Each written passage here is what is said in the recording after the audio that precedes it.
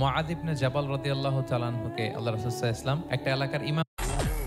বিশ্বের সবচেয়ে সুখী দেশের তালিকায় টানা কয়েকবার যে দেশটায় নাম উঠে এসেছে সেটা হচ্ছে ফিনল্যান্ড। সে জরিপে উঠে এসেছে যে ফিনল্যান্ডের লোকেরা নাকি বেশি সুখী। এটা হচ্ছে নর্দার্ন ইউরোপের একটা দেশ, স্ক্যান্ডিনেভিয়ান কান্ট্রিজের একটা। আজকে আমরা দেখবো কারণ কি, তাদের তো সুখের কারণ। ফিনল্যান্ডে একটা ইউনিভার্সিটি আছে, ইউনিভার্সিটি অফ হেলসিঙ্কির একজন রিসার্চার জেনিফার ডি পাওলা, সে দুইটা কারণ উল্লেখ করেছে বেসিকলি। প্রথম যে কারণটি সে আইডেন্টিফাই করেছে সেটা হচ্ছে তাদের হেলদি লাইফস্টাইল। তারা হেলদি লাইফস্টাইলে অভ্যস্ত, প্রকৃতির সাথে তাদের নিবিড় একটা সান্নিধ্য আছে এবং সেই সাথে স্বাস্থ্যসম্মত তাদের কর্মজীবন। হেলদি লাইফস্টাইলের কারণে তারা হ্যাপি। যদি আমাদের অনেক শিল্পীরা গান গান, আমি কষ্ট পেতে ভালোবাসি তাই তোমার কাছে ছুটে আসি, গানে বলে, কিন্তু সেও জীবনে কষ্ট পেতে চায় না।